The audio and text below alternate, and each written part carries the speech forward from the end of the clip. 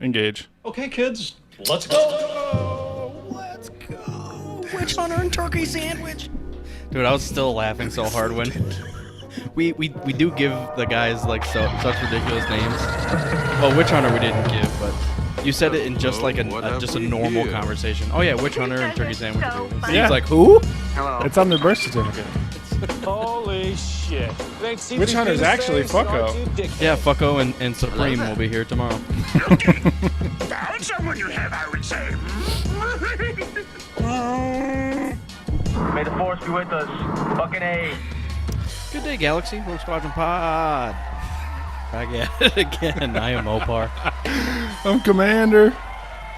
Welcome back to the show. I think 280. This is in fact 280. Nice. Last week we recorded 279 with our buddy Steve from Revenge of the 90s. Please go back and check that one out if you haven't already. It was fun. It was the longest episode we've done in a while, actually. Yeah, it's always nice, first of all, just to catch up. Even though we had seen him somewhat recently, we didn't like take a real deep dive into nerd culture, and I think we were halfway holding out. So we I didn't 2 want to hours. spoil it all before the podcast. Yeah. But no, Steve is a goof. He's one big goof. Are you doing that with your video on purpose? Oh. It's mustache up. There we go. I do. That's the problem with these Zoom virtual backgrounds. If you don't know what we're talking about, please go to YouTube and watch the live stream next week. But I want to see the virtual background, so I'm trying to get out of the way. My camera is like conflicting with the funniness that's going on in the back. Oh yeah. So some shit happened. That was a solid throat clearing. That was a good one. Someone capture that as a sound effect. Good day. I'm going to make that your text tone. Just clear throat, good day. Oh, Paul says hello. Hey, what up? So I started some new stuff. Well, okay. Update for MOPAR.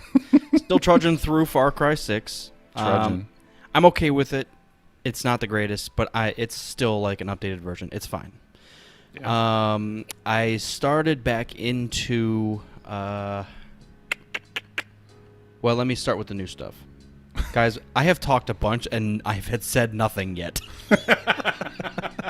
That's typical, but I think it's a little worse than usual. I'm wondering where you're going with this. You opened up by saying, like, some shit happened, and then I was waiting for you to say, like, oh, they announced, new Star Wars thing. No. All just Mopar stuff. Just For as all far as, personal. like, watching stuff. And This is all about Mopar today. I started, and I'm luckily about halfway through already, Queen's Shadow, that Padme book. I rolled the dice today and bought the audiobook because I knew I had a shit ton of driving to do. Very nice. I think it's only like a 10-hour book, and I think I'm almost 4.5 hours into it already. So very cool. I approve. Yeah. I mean, it's fine. It's nothing groundbreaking, as we kind of discuss and have always been discussing. The new stuff's like fine, but it's never going to touch the Banes or Plagueuses or whatever's back there somewhere, and the clone stuff. And it's technically a young adult, isn't it? Or no? Am I wrong? I don't think so, actually. You could be right, but it doesn't feel young adult. I mean, they're playing it somewhat safe, but that's just Disney in general. Well, I wouldn't trust me on that. I feel like I remember it being a little watered down, only because it was young adult. Yeah, maybe a little bit. I haven't really noticed. Like I said, they haven't done like a deep dive into really anything. But you just want to get into it because fuck it. Yeah, it's been like almost 2 years since I read it, so some things are fuzzy, but some things are clear. Yeah, so I know recently we were kind of criticizing Padme for just being okay with slaves on Tatooine, and it answers it right in this book. She's trying to free slaves on Tatooine, so it kind of nixes our whole criticism of her. Oh, that's right. That's right. And so basically it's 4 years after she was elected queen. So we're like in between episode 1 and 2. Yep. They do the election. She's not reelected. Actually, I don't even know if she can run again. Whatever. So it takes place in the transition of queens. And then she's kind of like mentally thinking like, where's my place in the universe now? I'm no longer queen. And of course, Palpy's like, oh, I've got a good spot for you. And then the newly elected queen, long and short of it, says, hey, you should be the goddamn senator. Mm-hmm. She's like, aight, that's fine. Mm-hmm. But in doing that, she is basically, the whole first half of the fucking book is her and her or pad maidens. Padme and her pad maidens. Her pad maidens. That is the name of the episode for sure. It makes so much sense. It's too true. They can't elect someone with that similar of a name. It's just confusing. Come on, Pad guys. maidens, come on, bitches. But more or less, they're basically talking girl to girl and saying, "Hey, what's your plans after? Because I no longer need handmaidens." That was your best girl voice. I liked it. Hey, what's your plan? Hey. But it more or less, they're all just like, no, we're still behind you. We still believe in you and what you're doing, and even in your transition to senator, we're still 100% on board. Nice. Well, half of them say that. The other ones are like, I want to start a family and I want to be an artist, and they're like, all right, well, go do that. The rest of us, let's do this. Well, you can't because you all look like me, so you have to be my bodyguards forever. Yeah, right. But one of the things that they do is they kind of fuck with the Republic, and one of the handmaidens basically suggests, hey, you can be two places at once using us. Yeah. And it's like, oh shit. So they start like doing tricky little things with the, hey, Padme, you go do this, what you're not supposed to do as a senator, and I'll go play you at this briefing. And so they're kind of playing, both sides there.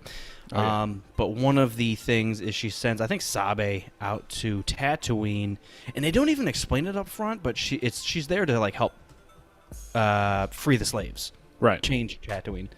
And she goes with, I think, Typho at the time, who I think is a nephew of Panaka.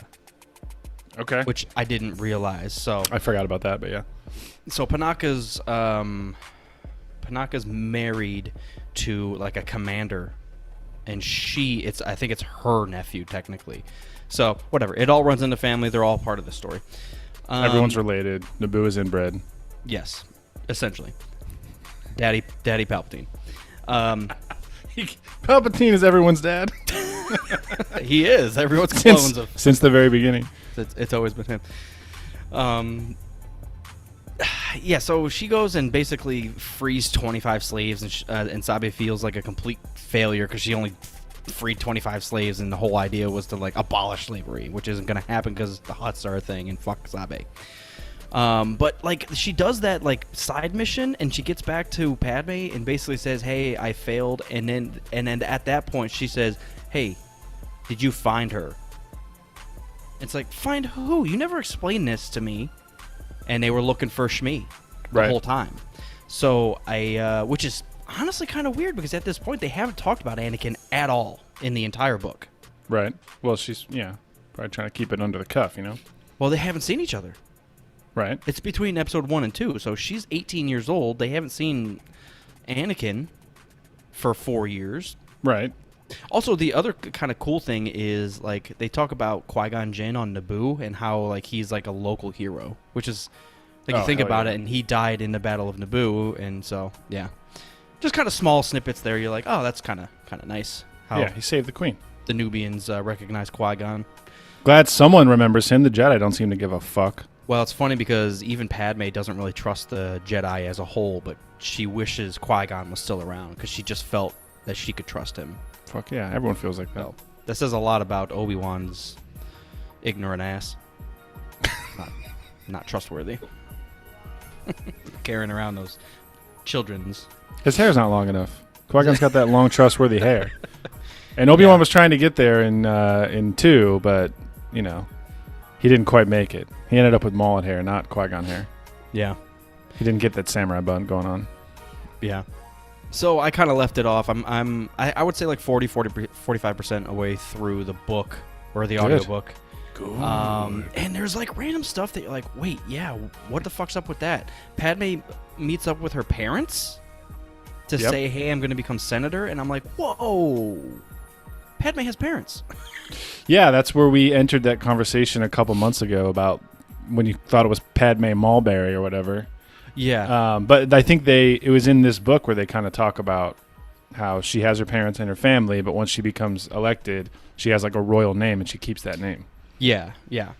Amidala, yeah. Yep. So, and Amidala almost seems more as a title than a name, like you're saying that they even talk about it like when Sabe's supposed to be Padme when she's playing her double, she'll say she goes full Amidala, like in her voice or however she's portraying herself. So it's like she becomes this title almost and portrays the title as opposed to you have to put on those royal vibes. Oh yeah, I can't stand. I'm the queen. The voice acting or the narrator's fine, but it's like her trying to do the stern.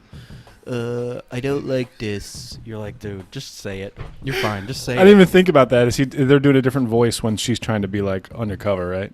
Yeah. Yeah. Or when she's like, if it's like a real hoity-toity meeting that Padme's going to, she uses weird tones. So obviously the narrator has to do it. Senator. Oh yeah. It's really weird. It's just a little overdone. It's over the top, but whatever. I'll just say, like, as of right now, I'm fine with the book. It's a nice time period that we don't get to see between 1 and 2, and if we do see it, it's mostly like Jedi fumblings or the beginning of the clone stuff. So it's nice to see another side of it. That's all.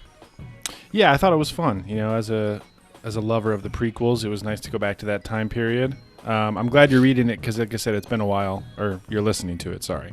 But it's been a while since I went through, so I'll look forward to you finishing the whole thing and giving me the rest of the plot that I forgot about. Yeah.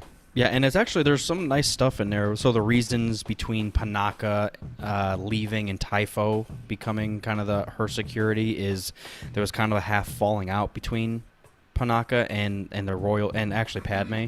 Yeah. They just didn't truly trust each other anymore after the dealings of the Battle of Naboo. Okay. Because he's like, do this, and she's like, no, bitch, I'm Padme. So he's like, well, fuck this. He fucked up that window. She's like, we had to pay for that window. That's coming out of your... And we're never going to get that back. That was, that was a one-time job. That was some artisan craft window. Oh, yeah. So, yeah. As of right now, Padme's trying to buy all the slaves. Gotta collect them all. Yeah, that's really the plan. I mean, if you're trying to abolish slavery, just find Batman and have him buy all of the slaves and then set them free. Yeah. That's all you got to do. Have him just buy Tatooine. I thought it was...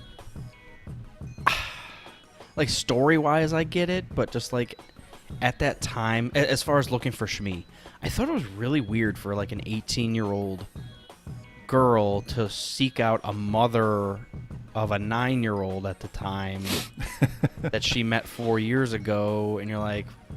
Well, the family had an impact on her. Right. No, I get it. Like, but she hasn't seen Anakin. He hasn't been a part of her life. So to just, like, 4 years later just be like, I want to find that slave boy's mom. Like, yeah, but it's a pivotal moment in her being a queen and in Naboo in general. I mean, she's not going to forget about that.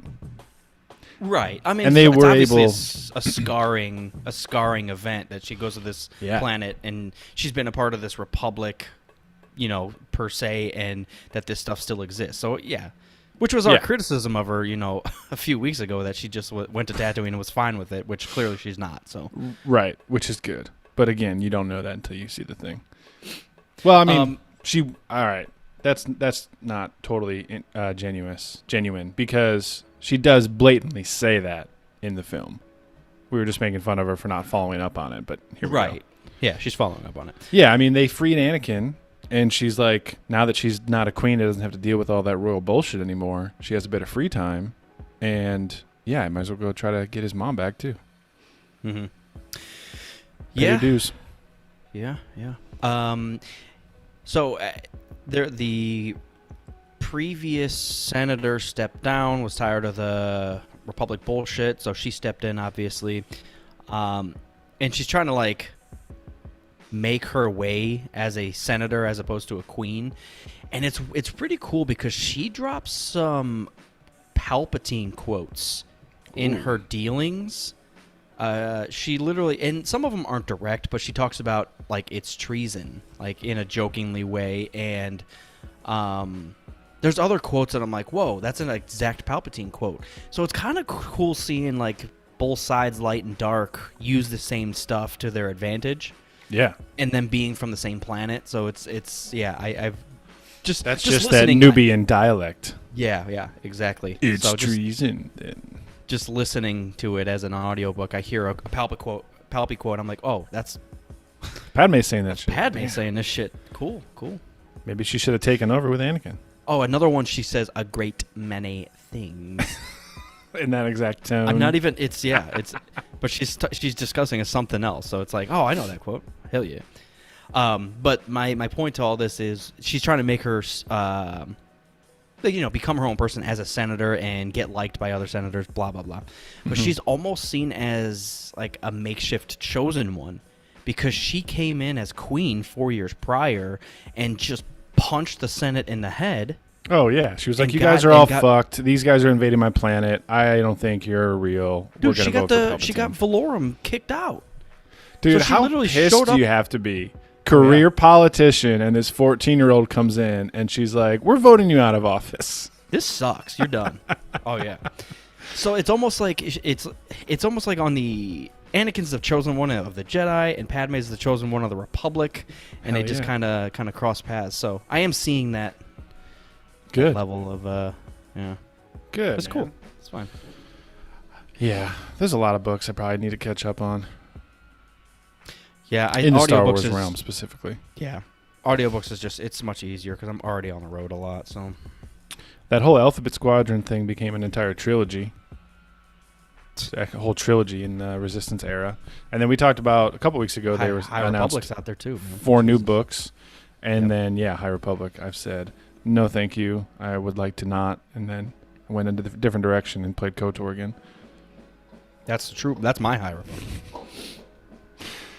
I'm such a hypocrite, and I don't care. Yeah, I'm such but, a hypocrite, I mean, and I don't care. I think it's valid though. Like there hasn't been anything novel wise that has even come close to any of the old stuff that we like. But that's what I mean about being a hypocrite. That's just our nostalgia talking No, it's about. not. Oh, yeah. No, it's not, because the I Rise of think Darth so. Vader still holds up. The Bane books still hold up. It holds up only because we loved it back then. Nope, Republic Commando is much better written than the bullshit that's come out now. I will die for that book. Yes. For that See? series.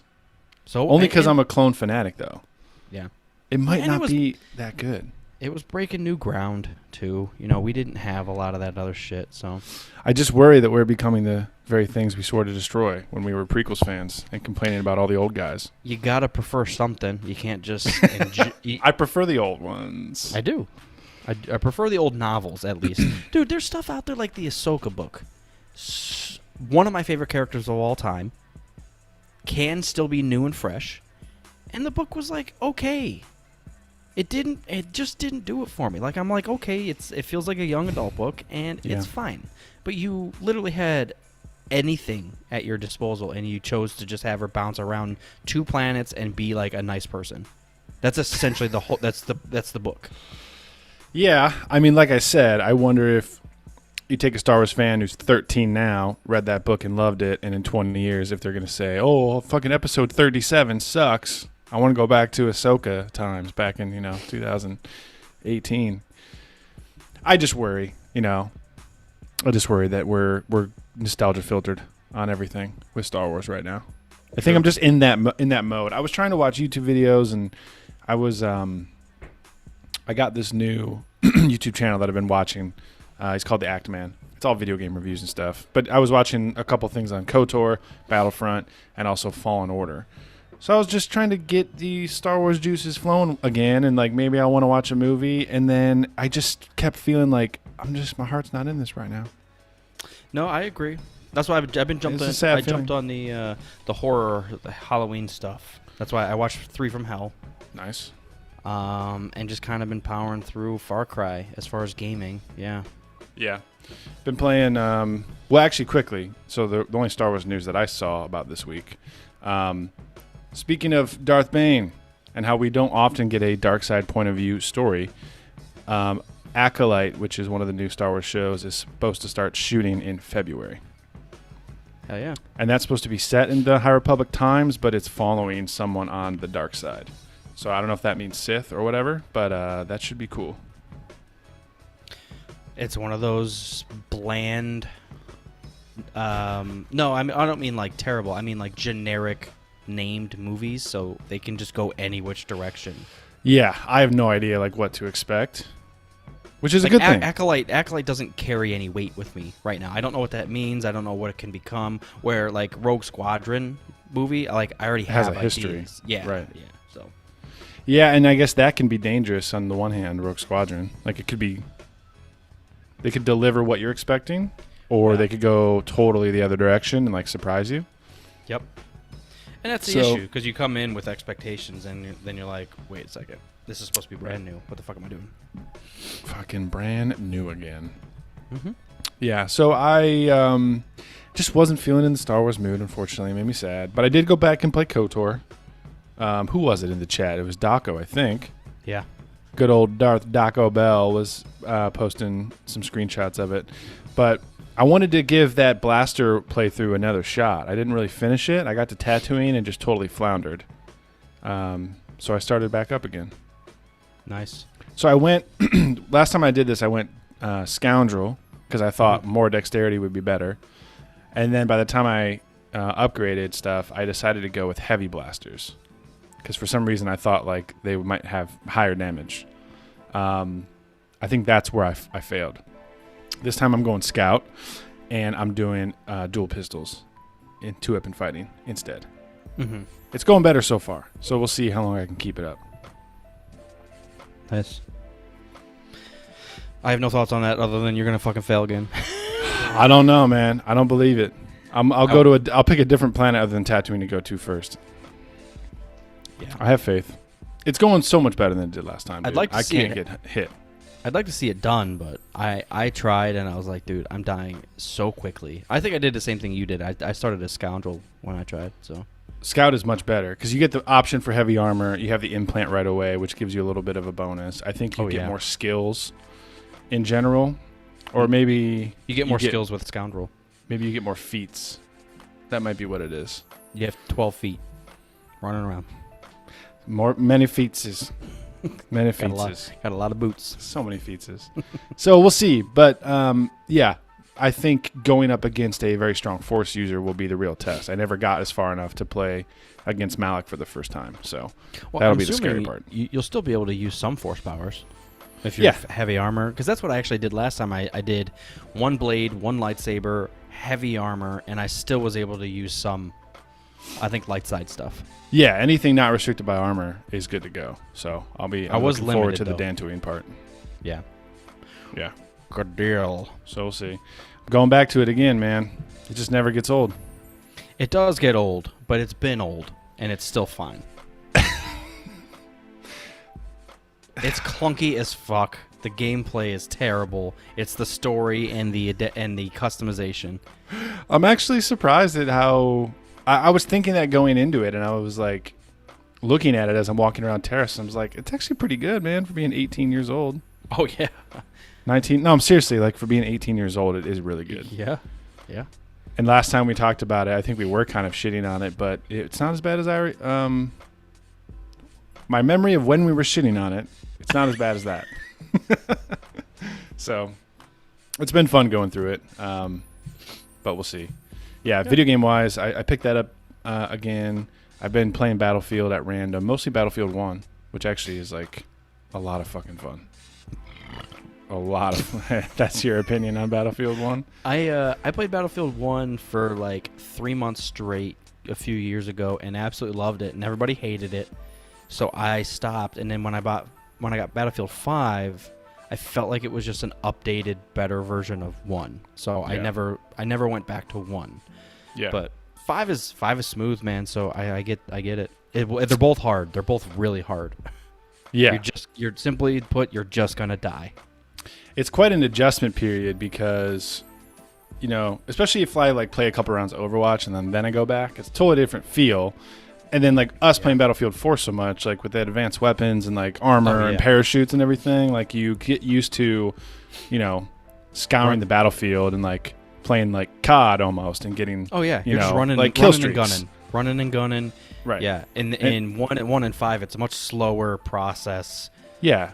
and it's literally like trudging through war. Like you literally have to like take the next field and then think about where else you're gonna go. Yeah, it's 1915, man. Do they have a tank? Fuck, just run. Shit's different. My biggest complaint about it right now is that the cavalry is way too strong.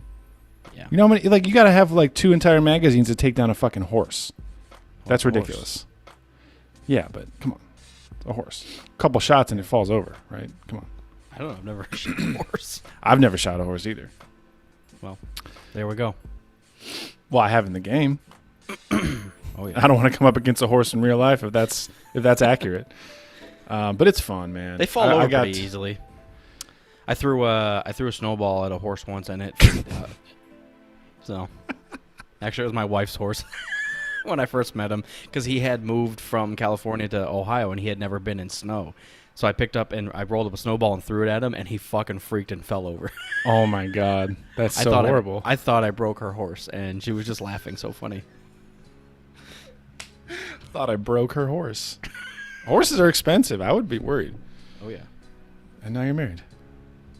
So let me guess. No, when first time it snows, you're gonna throw a snowball at your son, and he's gonna freak out and fall over. He's gonna get it. Very much looking forward to snowball fights. I gotta break him too. So. You have to. Yeah. So, 3 from Hell. I know you and I. We did the zoo thing this weekend. We talked about it a little bit, but we did go to the zoo. Took the fucking kids to the zoo.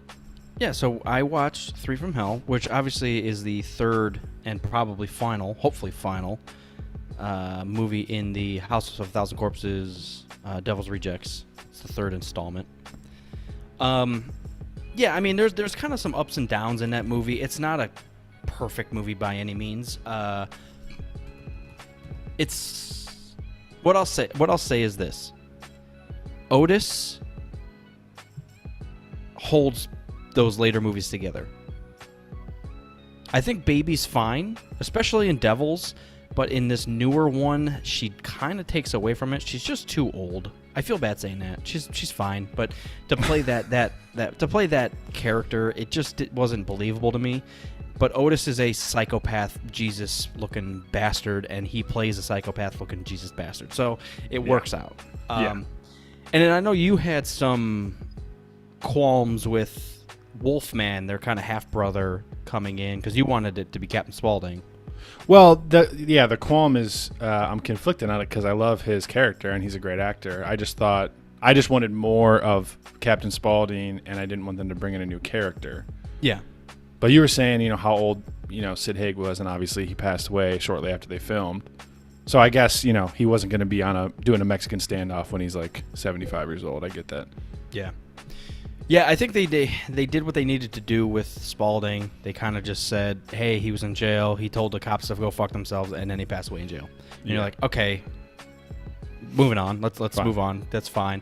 Yeah. And then they focus a lot on Baby being in jail, which part of it was like, oh, this is kind of creepy, and part of it was like, come on. But I guess all said and done, once they get to the Mexican standoff, first of all, they get to Mexico. They break Baby out. They do the whole motel fuckery. Oh no, you froze. Uh-oh. Dude, we're on that Holiday Inn Wi-Fi, son. MOPAR's at a hotel at the moment. In going to party that. Then. Oh, no, don't leave me hanging. I gotta entertain.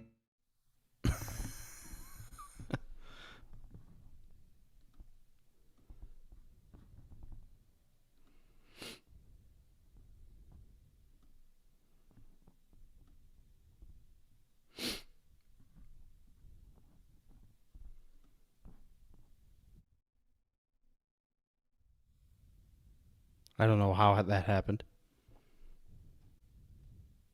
You're muted. Sorry. Hey, I'm back. Did you freeze? I heard you throughout the whole thing. Oh, you froze on my end. Like you just froze. You kept saying, "Hey, you froze," and I heard you the whole time. You're like, "Hey, can you talk? You're froze." I'm like, "I'm here." It's funny because I see in the chat now, Shinobi's like, "It's the MOPAR show," and I was like, "Wait, I was the one talking. MOPAR froze." Okay, I'm back. Right. Recording in progress. We already did that. Original sound. Oh wait, are we gonna start the show over again? All the way back to the beginning. Let's do it again. You want to turn the music back on? Before you, oh yeah, sorry, I got to reshare. Before you get to the Mexican standoff in 3 from Hell, I was gonna say, where do they go after they break out? Do they go to like the sheriff that arrested them and they like torture his family and shit like that? Yeah. Something weird. I remember that being pretty demented part of the movie. Well, no, that's how they break Baby out. So Wolfman and Otis break into the warden's house. Oh, that's right. That's right. Hold his family and friends hostage and basically say, Warden, go get Baby. Got it. Or we're going to kill your whole fucking family. And they kill everybody, so. Fucked up. Oh, and then they skin someone's face. I think it's a woman this time. Jesus, Otis is fucked. Dude, It's a crazy character. Yeah. He's messed up in many ways. There was a couple scenes, like I said, that Baby I didn't feel like was believable like 80% of the time, but that 20%, I was like, fuck, you're going crazy. Yeah. When she follows that chick outside and stabs her in broad daylight, and the neighbor's just like waving like cautiously. She's like, hi? I was like, fuck. Yeah, she goes in every once in a while. But yeah, I'm there for Otis at this point. Otis and Wolfman. So was it a overall positive experience for you? I'd say so. I gave it 2 ratings. If you're a Rob Zombie House of a Thousand Corpses fan, I'd say it's 2 out of 3. But if you're just a casual fan, I'd probably say 1 out of 3. Maybe try it if you got nothing else to watch. But I'd agree with that. yeah, like I said, it's got some nice callbacks. Like if you're familiar with the previous 2 movies, they do some nice callbacks. Even the what I just talked about, where Baby follows that girl outside and she's naked. The exact same thing happens in the first one at the end, where the naked girl's running through the woods. So it's got some small callbacks like that. You're like, oh yeah, they did this in the first one, or they did it in the second one. So whatever. Yeah. What's your ranking out of the Firefly trilogy? What would you say? God, I didn't even put thought in my head. I was just thinking of it, and it's hard because I think Devil's Rejects is the better film. Yes, but absolutely. I have so many more ties to the original House of a Thousand Corpses just because I've seen it more and I saw it earlier. It's just a little more glued into my brain there. Yeah, I think that the second one has some crazy good aspects, and I do like the vibe of the second one a little bit, because the first one's like dark and creepy, where the second one's like you see the family tutti fucking fruity, and it gets like goofy but still murderous. Like how do you muddy those waters where it's haha, you're laughing at these murderers murdering.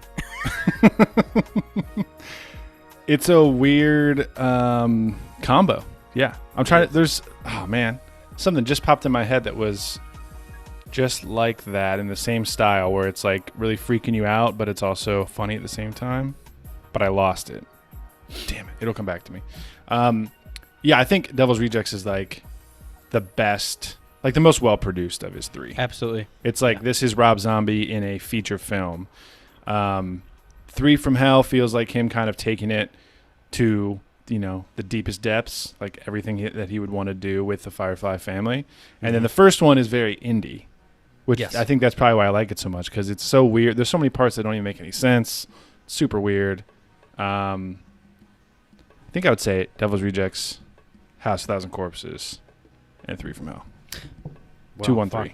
Fuck, I think I'm gonna agree with you. I was hoping you said 1, 2, 3, so we differ, but I agree. I think the second one's just better produced. Everything about it's just a little better.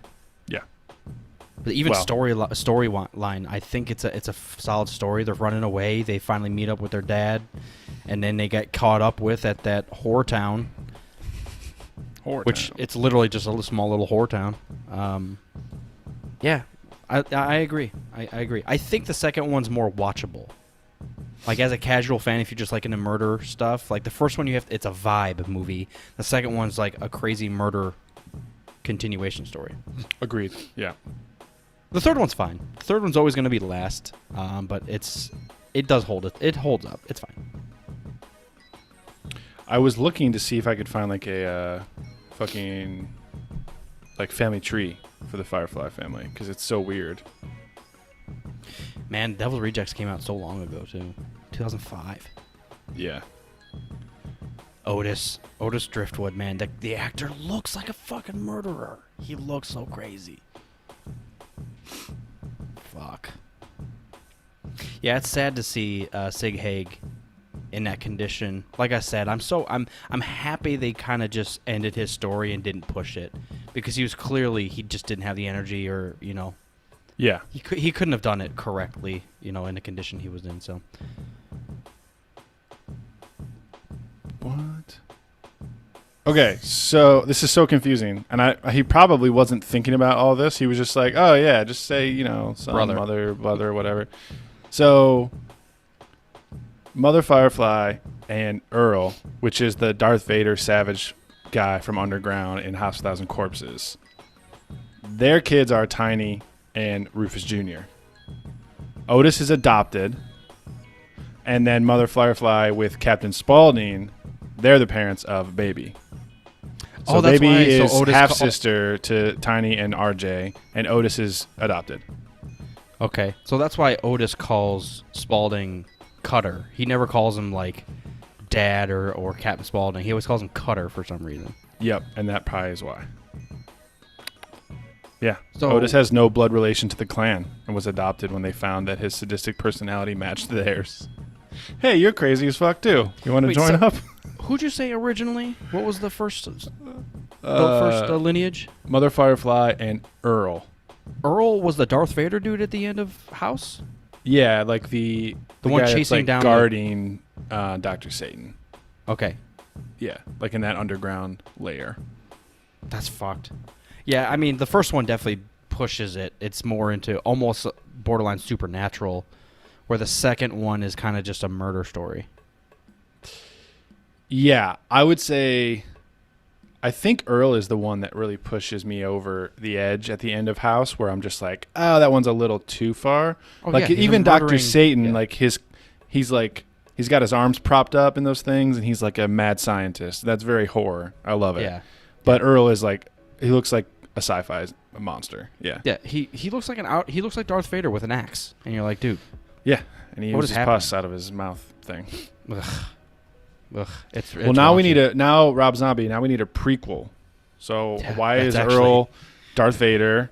And House of 350 corpses. Where's early, that? yeah. Where's like a young Captain Spaulding? Baby and Otis are like 10 years old. That'd be fucked up, actually. All right, Rob Zombie, you should do that. Make a prequel. I think my joke about House of 350 Corpses was much funnier than you played it out to be. So I'm going to need someone to insert a laugh track for that. House of a couple dozen corpses. A house of some people dead. Thank You should pitch that. Send him fan mail and or tag him on Instagram and say this is what you should call it. Just call it The House. Or can you incorporate all three movie titles in like one new to like House of the Rejects from Hell? From Hell? The House of Rejects from Hell. I'd watch it.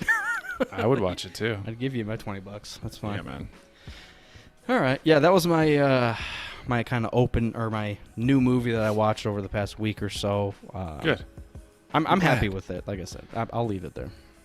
Yep, I got a couple more horror films on the list before the season is over, which is kind of by the end of this week. You know, it's fucked. Well, Halloween's the end of this week, and then we get into November. November 5th, I'm watching V for Vendetta, so that's basically the end of Halloween season. So I got a couple more to squeeze in. I watched Dracula. That. Oh, that's right. And I bought Dracula, and I bought The Thing, so those are on my list too. Nice. I want to watch The Addams Family because my wife hates scary movies, but I want to watch something that's Halloween-ish that she Hocus can actually Pocus. enjoy. So that's a good one too. Yeah. So Addams Family, and then what are those motions? I'm trying. And then I wanted to watch Rob Zombie's Halloween 1 and 2 because I never saw the second one. So he did, Halloween 1 and 2, and then they did another Halloween that's newer. There's so many Right. Halloween iterations. Yeah. So you talked about this a couple years back where I can't remember the actress's name, but she came back as an old woman. That's the most recent one. So Halloween. Well, there's a Halloween sequel with to her. that one. Yeah, and Halloween Kills is new. Yep. Yeah. So those two are tie-ins to the original, and then Rob Zombies is almost like a prequel setting of, because it starts off with Michael Myers as a kid. Yeah, it's kind of like a reboot, but it does do that at the beginning of the movie where he's a little boy. Little baby That one's bitch. pretty fucked up. Age of Empires comes out this week. I played that a little bit actually just last week. I was a Persians. Got fucked. I was just yelling about things in the Patreon chat because they always market this Xbox Live thing and like it makes you think that it's going to be on Xbox, but it's not. It's only Windows. I mean, it doesn't make sense to be on Xbox, but go ahead. Well, I was just hoping like they're going to, reboot the series and everything. It would be great if they would port it over and put it on Xbox. How would you play Age of Empires on Xbox? You just move the controller around instead of the mouse cursor. You can do it. There's been RTS for console before, Command and Conquer and shit like that. Oh, really? I've never played Yeah, anything. I don't play things. I don't play things. I sold my Xbox, but it's just they're marketing Xbox Live and Game Pass for Windows, so it just confuses you and makes you think that it's going to be out for Xbox and PC, but it's not. What if Shmi was found by Padme? I am not done talking about Age of Empires. Can you be the Jedi in Age of Empires? So offended. Bitch. Excuse me. All right, finish your shit. I was just going to try to determine if I should get an emulator. Not an emulator. What do they call it? Emulator. Steam. No, Play it's it on like Steam. I can partition some of my Mac and like boot it as Windows. It's called something. I can't remember. Maybe it's emulator. I don't remember. But I was trying to decide if I should do that or if I should get like a, Just cheap buy a enough PC. laptop that would play it, but it doesn't cost, like thousands of dollars. No, spend $800 and get a fucking gaming PC. That's too much for just one game. No, it's not. It's Age of Empires. But then I'm paying $800 for Age of Empires. That's valid to me. No, it's not going to work. All right. Shmi, what if... Go ahead. But realistically, I was just kind of playing that storyline out. What if Padme did find Shmi and freed her and brought her to Coruscant, and Anakin had his mother around, but he couldn't because he's a Jedi. He's not supposed to have ties like that. He probably would have became Darth Vader even younger. That was the first thing I was going to say, is that he would have turned to the dark side way earlier. Yeah. The other option is that he works with the Jedi and then he goes and has family dinner with his mom on Fridays. Not allowed. Yeah. His family is Obi-Wan. He would find a way. Oh yeah, he bangs. He's not allowed. He bangs. He's not allowed, but he would keep a relationship going with his mom and just like see her occasionally and like, pay for an apartment for her somewhere on Coruscant and like pay her bills and everything. I wonder and, what take care of Padme's her. what Padme's plan was. Like find her and bring her to Naboo and let her live out her days on Naboo? I don't know. Probably, yeah. Also, is it weird that I know it was basically impossible to do with the original trilogy, but the fact that Princess Leia is half Nubian and of royal blood, that she's probably never been to Naboo.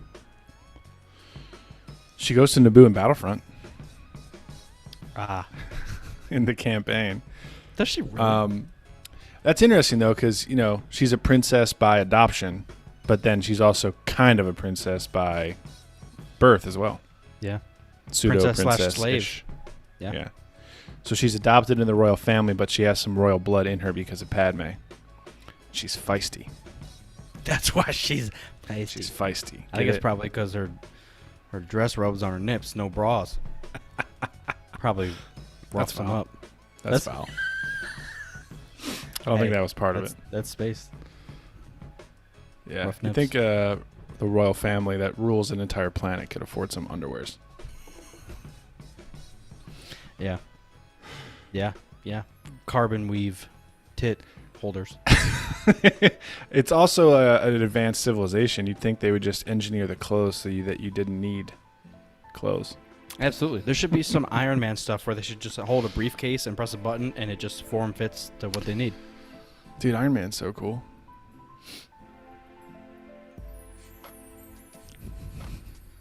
I'm just leaving it there. No, I have nothing else to say about that because Iron Man is really fucking cool. But you're probably sick of him. Probably No. sick of talking about him. Quite the opposite. I shared that TikTok or whatever it was of the ending of Endgame, Yeah. and they were going through, and I'm like, fuck, that really makes me want to watch Endgame again because it just has the perfect climax at the end. It's just like, oh, done. Iron Man was it. He was the decision maker.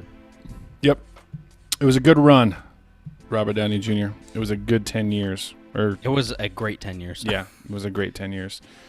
And I'm really curious to see where they go for the next 10 years. I'm looking forward to a lot of this stuff.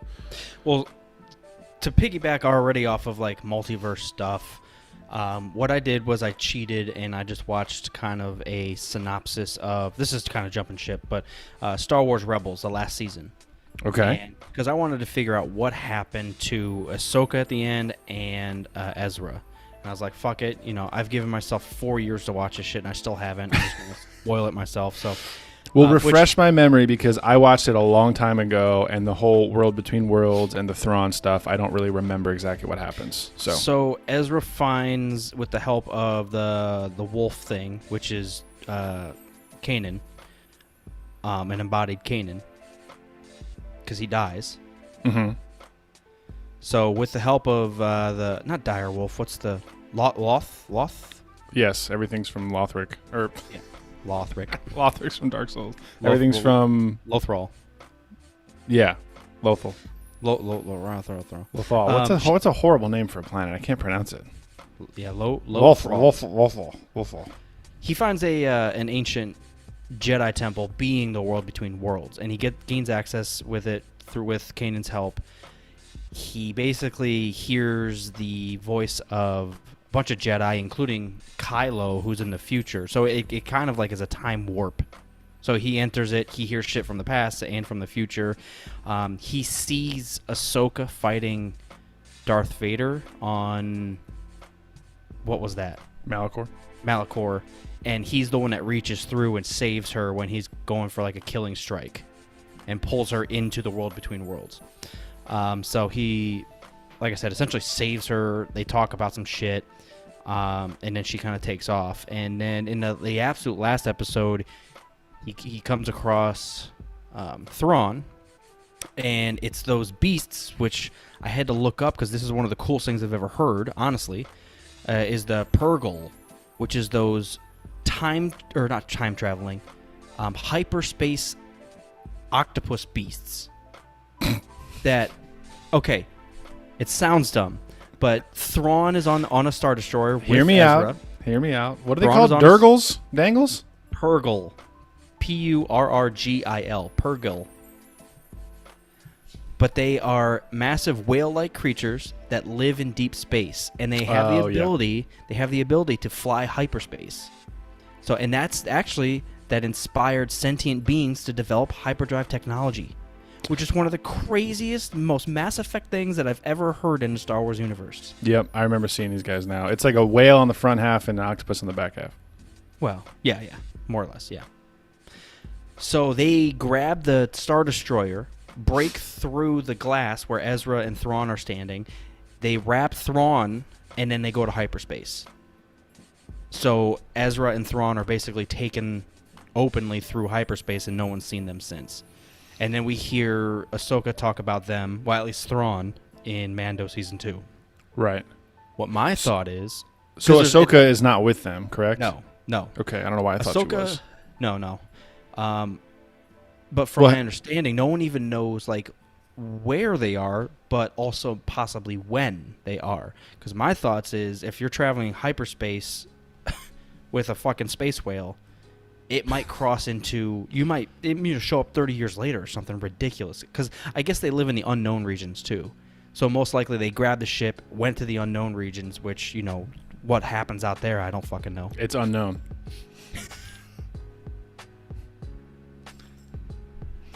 Yeah, it's true. But no, I thought, honestly, the Purgle part of it, I was like, fuck. That is pretty cool. I absolutely love that the sentient beings were inspired to develop hyperdrive technology from a fucking animal. Yeah, humans do that all the time. Exactly. So it makes so much sense. Well, and the fact that an animal can go full hyperdrive, fast beast, man. Oh, yeah. That's awesome. So I'm surprised they haven't touched on that since. I remember that being one of the theories when Mando Season 2 was coming out. Episode by episode, people were like, oh, who's the Jedi going to be that he calls out to? It's going to be Ezra because he's been fucking time traveling this whole time, and he'll come back and rescue him. And I'm surprised they haven't followed up on that. And then Filoni doing Bad Batch. I mean, I guess there's potential that it could circle back there. Well, no, Ahsoka, the Ahsoka series. That's where it'll circle back. So we got a snippet of it with Ahsoka saying, "Where's your master? Where's Thrawn?" Which. Thank you for saying Ahsoka. That reminded me of something. Please continue. Go ahead. Hayden Christensen is confirmed coming back to the Ahsoka series as Darth Vader. Wow. Thank you for reminding me. It's got to be a flashback. I knew there was a piece of Star Wars news that I was forgetting. Hayden. Ahsoka's got to take place post Twitter. Well, I wonder if Ahsoka's taking place before Mando or after Mando. I assume after. That's what I assume, but I think I read differently. Could be a Force Ghost or like a conversation. I'm looking for the tweet. Ahsoka's search will be set in the New Republic era 5 or so years after the Return of the Jedi. So that's the same time. When does Mando take place? Yes. I thought, yeah, okay. Yeah, it's like 4 or 5 after, so it's the same time. So maybe it does lead up to Mando. Yeah. Hopefully. Yeah, Rosario Dawson tweeted something out about Hayden. She said Sky Guy and a bunch of bullshit, you know. Dropping hints, you know what I mean? Dropping the hints. Yeah, it says, but Galaxy of Flashbacks, Force Ghosts, and certain timey-wimey Jedi Temple makes his involvement relatively easy to explain. So yeah, Christensen has some sense of importance. Maybe Anakin is fully dead and can still commune through the Force. Darth Vader's the only thing existing now. Does that make sense? Like the Jedi of Anakin is dead and is a Force ghost. Like he split his soul, kind of? Kind of. Like the light side did become a Force ghost. Because he's gone. Darth Vader.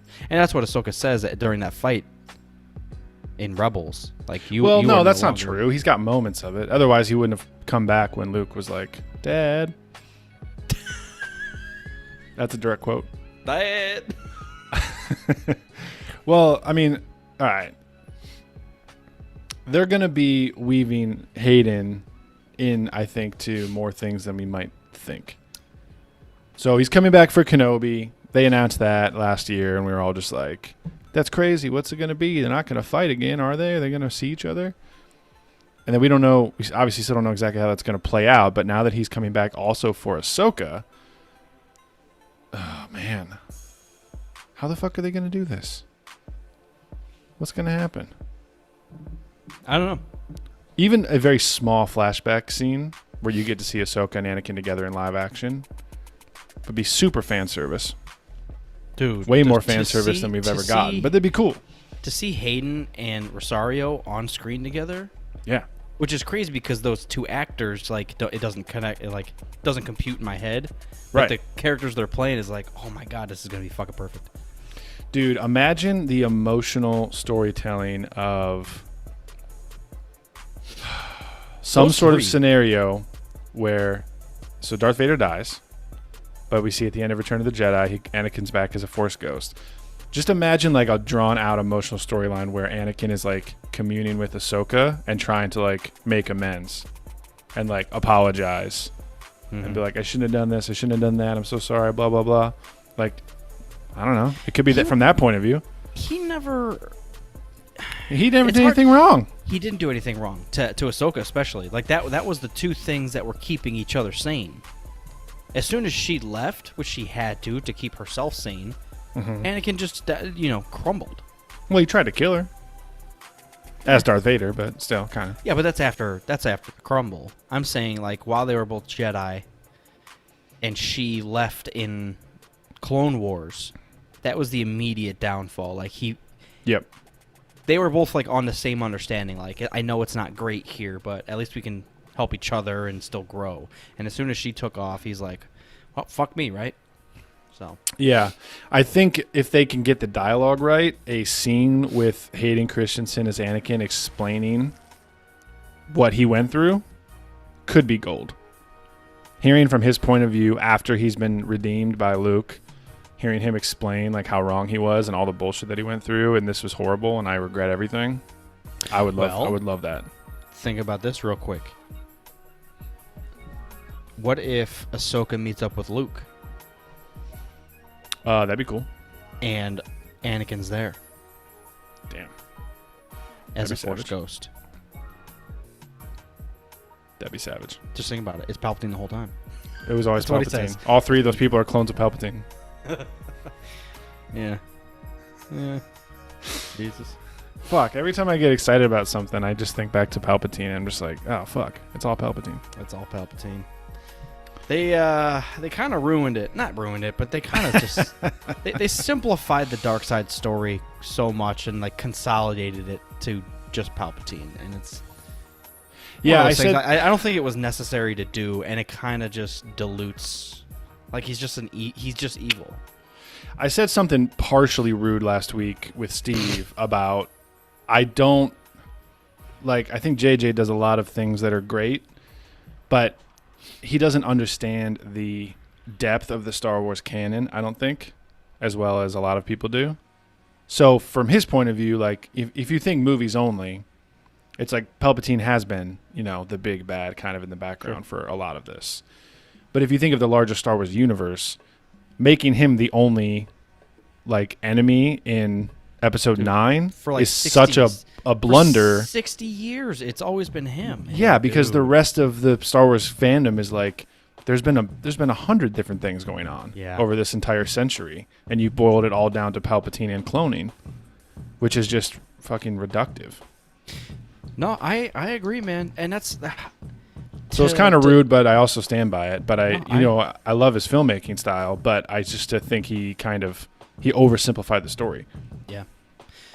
Yeah, I think, and possibly just in an attempt to legitimize Rey's parentage.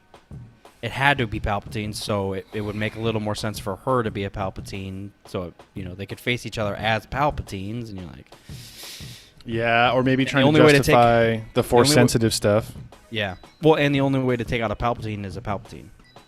So it's like you had to defeat yourself, your own doings, your own clones killed you. So fuck you, bro. Yeah, but he's the one that decided to bring him back. So he's trying to fix his own thing. He didn't have to bring him back in the first place. I know. I still think Hux becoming triple Hitler and Kylo having to come back to the light side to stop the First Order would have been the best way to end that.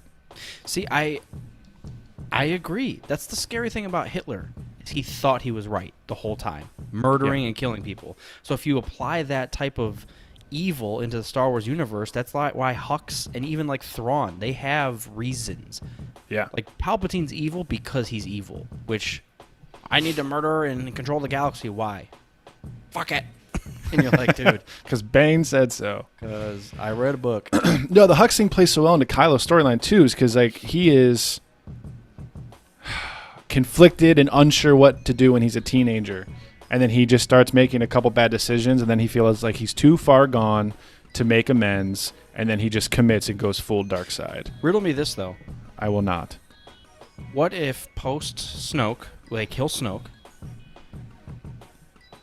I guess my thought is, what if Kylo and Hux's disagreements pushed Hux over the edge? I know you're saying this, but in a dark side realm, even though Hux is not Force sensitive, if he got twisted by the conflict he has with Kylo, where it would bring out the inner hatred, and he could literally have like Sith eyes by the end. He would just be basically blinded by hatred, but he just wouldn't have the Force powers. Dude, it would almost be kind of like a, hey, if you're a dickhead to people, people around you are going to be dickheads, more or less. Like it's on like a surface level, like to hate people around you are probably going to hate you. Like it's a valid Disney learning thing. But yeah, if Kylo is fucked and he doesn't care about people, so I think it could push Hux to a crazy point where he's like almost not even human anymore and doing things that don't make sense. Yeah, and maybe he's about to blow up a planet that Leia's on, and Kylo knows that, and he like stops him because he doesn't want his mom to die. And then he has like a realization. He's like, "Oh fuck, I've been horrible this whole time. Let's fix it." Ben Solo, he kills the Knights of Ren. We still get all that fun triumphant stuff with Ben Solo. And there could still be some essence of Palpatine, essence of Sheev in the background. Like, Hux could maybe hear about the contingency plans, and like he could go to Exegol and find the fucking hidden fleet. You know what I mean? And like all this stuff that Palpatine left when he died, and he had all these plans in place. Like he could still do that. I'm so okay with Palpatine still being around, like you said, in certain ways, like to haunt Hux. Yeah, like Hux is a very powerful person, and he could build in hatred and then start hearing this voice, which would be Palpatine. Yeah, but it can't be like shaking hands with Palpatine and reading a book together. And not even really Palpatine. Like Hux goes into the archives and starts looking at all this shit, and then he thinks Palpatine's talking to him, and he starts losing his mind. Mm-hmm. Yeah. See, I like the idea of madness rather than just evil. I like the idea of working for Disney. Filoni, once again, add this to our repertoire of our applications. Let's go. Let's remake Episode 9. Let's start from scratch. Let's do it. Yeah, I made a comment in our WhatsApp group, and I said Mayfeld is a better former stormtrooper than Finn. Argue with me, and no one said anything. The only person that said I agree. Didn't even try to argue with that. I saw that on my phone, and I was just like, yep. Yeah, Hogor said yep, and they did it in in 10th of the time. It's like, yeah, I know. I feel bad saying that, but that's how I felt. I felt like somehow in 20 minutes they made Bill Burr a better former stormtrooper than Finn. Like it was a full circle. Hey, we don't trust you because you're a former stormtrooper.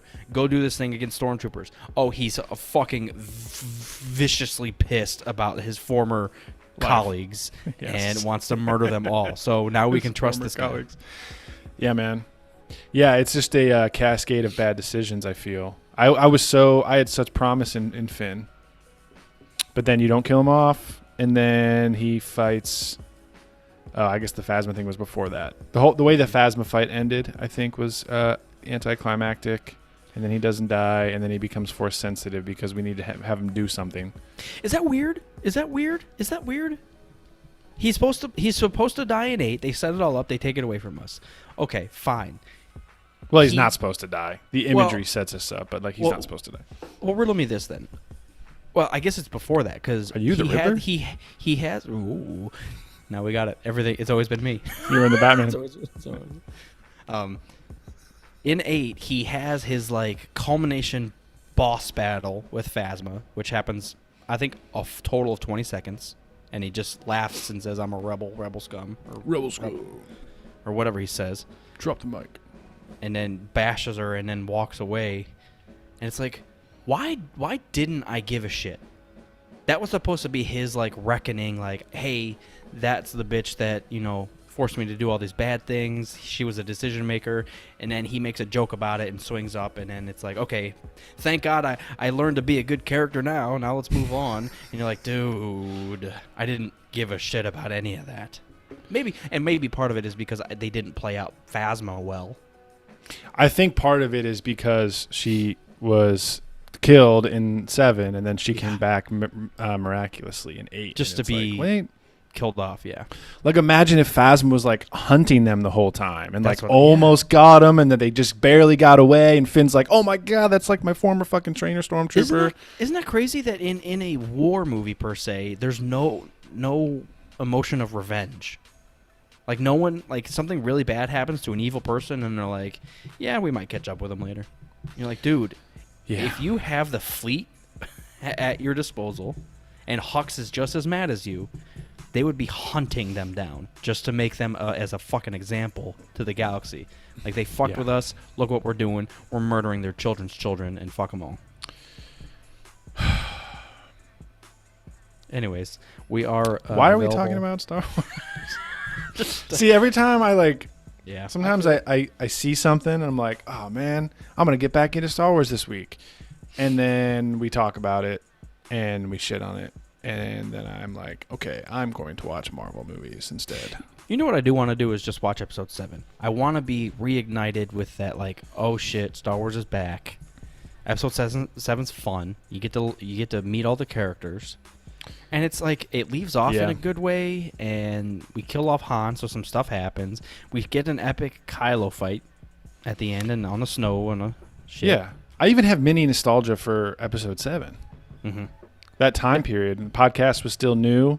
2015, Battlefront was coming out, new toys, brand new characters. Force Friday was a real thing. I remember discussing like Kylo Ren. We're like, "What the fuck name is that?" And then I hate him based on his name only. And then we saw him on screen. We're like, "Kylo's pretty fucking cool, actually." I was such an idiot. I listened back to some of those old episodes. I'm just like, God, shut up. Why does he have cross guards? His lightsaber's broken. I don't like it. Dude, remember the conversation? There's like 100,000 YouTube videos with like fucking medieval weapons experts talking about how cross guards do and do not work. God, what an uproar we were in. And then the trailer where it shows Finn ignite the lightsaber, and you're like, Finn's the Jedi? Oh my God. I still remember where I was. I was working in New Albany at the Starbucks, and then someone sent me the trailer for Force Awakens, and I pulled it open, and Finn ignites his lightsaber at the end, and I was like, oh my God. It's crazy. That's awesome. I don't remember where I was. Oh, man. Star Wars. Well, that's a bummer. Once again, though, we came up with some pretty good ideas. I mean, the writer's room for Disney, for Lucasfilm, should just be us. Let's get Shinobi in here. Let's get Hogor, Turkey Sandwich. Let's get the whole gang. New Patreon benefit perk. You get to write the next Star Wars film. You get to write it. If only. Mando Season 3 began shooting this past week, so I'm glad that that's still happening. Well, what do we have up next? We have the Book of Boba Fett coming right around the corner. Yeah, that's actually the next thing that I was going to mention. I cannot believe we don't have a teaser. I mean, arguably we got a teaser at the end of Mando. No. But, like, we don't have a trailer. We don't have shit. And it's in 2 months. It's less than 2 months, man. Or yeah, wait, it's like the day after Christmas, isn't it? Yeah. Yeah, it's 2 months away. No trailer. What the shit? What if they don't put out anything? And they're just like, here it is on Disney Plus. Why? Happy Christmas. Why spend the money? Everybody's already knows what it is, and they're already hyped, and they're gonna watch it if you're a Star Wars fan. So, the people that are that's true. I don't know what I was going to say. People that are hyped are already hyped is what I was going to say. So I mean, of course, we all want it, but to spend the money to edit one, you're like, I guess I understand you not doing anything. Yeah. Unless it's going to come out during like the World Series, which I think is happening like this week. Oh, they do like to do that sometimes. Remember when Solo came out? It was a Super Bowl trailer, right? Yeah. Oh, World Series starts tomorrow. Nice. Who's in it? Braves and Astros. I don't know anything about MLB anymore, so I know the Braves were good in the 90s, and they beat the Indians. I do remember that. Greg Maddux, right? Yep. So what were you going to say? Book of Boba Fett. It was just kind of, I was looking at an article, and it said the Book of Boba Fett, and I was like, fuck, that's like now. It's happening in 2 months. In 2 months. But I mean, to your point, I have forgotten about it because there hasn't been anything. Right. And then next year we have Andor, Kenobi, and Mando Season 3. Which, to be fair, that's a lot. Compared to what we've been getting, that's a pretty stacked year. Well, not only, it's a lot of Star Wars hours content. Yeah. Like if we get one movie a year, that's only 2.5, maybe 2.5 hours. Right, Mando is 3 series. We're gonna get like 30 hours of content I wouldn't is. go that far. 33 and a half hours. Dude, some of those episodes are short as fuck. 27 minutes. Hey, Um, look, we're on a snow planet. Spiders. All right, let's go. Right. And then I want to say in 23, like, we're going to have Rogue Squadron, Ahsoka, Acolyte, Rangers of the New Republic. Like, there's so many things that are still They're going to re-release slated. the Bane books again. Hopefully. They re-released the first one. Hopefully they release the second and the third. I kind of do want to get it just for that cover. It looks fucking sweet. Hell yeah. Well, now that I re-downloaded Audible and I'm back on that, I still have the Audible or the audio book of it, so I might just fucking power through that again. Cause fuck it. Nice. Noise. Okay. Okay, Star Wars. Okay. So I'm gonna try to watch the. They didn't Thing. sell it. I'm gonna try to watch The Thing between now and Halloween next week. Cool. And I'll try to watch like maybe Dracula, the '90s Dracula that you mentioned. I am curious to hear your thoughts on it. It is very of its time. Yeah. Oh, I'm noticing that. It is shot almost, and I keep refreshing my podcast app because I know that Revenge of the '90s is going to review it this month. I'm waiting for that to pop up. But it reminded me the way it's shot very much of like The Exorcist. Like it's got a lot of older techniques. It's all practical effects. A lot of weird fucking shadows with Dracula. So it definitely looks like it's a vintage movie. It's like pre-Jurassic Park film, you know. You can tell. Well, and even Jurassic Park's ahead of its time, so it's I'm expecting like 80s like Definitely. Terminator stuff. So, but in a good way, it's very artistic. It's very tasteful, so it doesn't look horrible. But Well, the you good can thing- definitely tell. It's like, oh, that's a matte painting. You know, Yeah. there's moments where you can tell. well, in Batman in 1989, I'm used to matte paintings, but it's almost like not only of the times but of the story. Like Dracula's such an old story that Yep. having aged CGI per se or aged, whatever, Yeah. is fine. It's gonna work. I think it's gonna work. And they're true pretty much to the original and also to like the very late, 19th century stuff, with the exception of a lot of sex stuff. It's like very much true to the novel plus a bunch of boobies. Fuck, I might have to watch it HD. I got it in 8K, man. No, it's very good. So I'll be curious to talk about it with you. I'll try to squeeze a few Nice. more spooky films in before the week is out. And then guess what came out fucking on Friday, dude? Dune is in theaters. That is now like 6 movies that I need to go see. Unfortunately, I've heard bad things. No, And I'm this not is- even going to go there. No. Let me explain myself. Hands up, Obi-Wan. Full Obi-Wan. This is from not. This was from non-nerdy people. Okay. It was from the morning show in Cleveland, which they are not into that Oh, stuff. don't even So- listen to them. Exactly. But they were shitting on it pretty hard, and I'm like, and I didn't realize that it's the only part 1. So this 3-hour movie or whatever it is only part 1. Even better. So don't expect a lot. James Bond, Shang-Chi, Eternals, Black Widow, Dune, Jackass. It's true. It's true. The Guardians of the Galaxy game comes out tomorrow. Oh yeah. And I'll end on this that I'm starting to read through The Watchmen, the comic. Oh, cool. The full comic. I've had it for a while, and I've opened it up a couple times, and read the first 2 or 3 pages, and I was like, "Fuck, I need to read this." And I finally sat down and read like 30 pages yesterday, and I was like, "Man, this is good.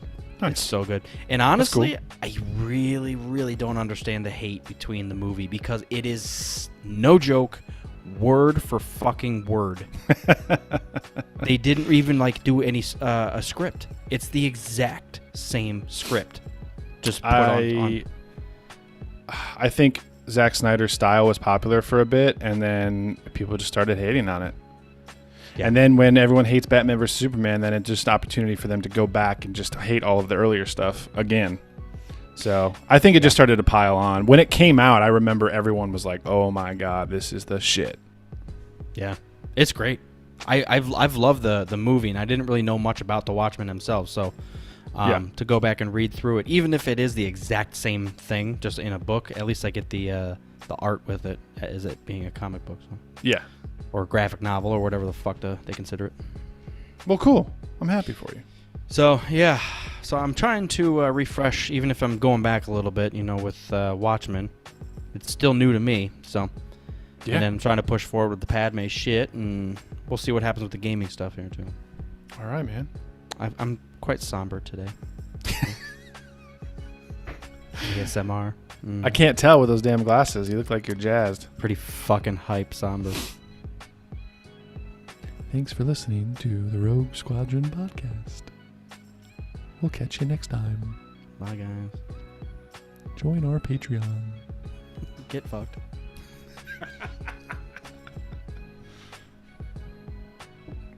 That's good. I like it. Turkey Sandwich, Blue Rebel, Shinobi, Dylan. Thanks, and Daco. Thanks, everyone, for watching the show. Thanks Is for that Dylan tuning Dylan? in. Yes. What a savage. Steak stuff. Himself. Dilly dilly. Steak stuff. Montabay. I don't want cereal.com. I don't want. I forgot about that. Mom, I want cereal. What kind of cereal do you want? I don't want cereal. The fuck just happened? Damn it. How many times do I have to tell you? I don't want cereal.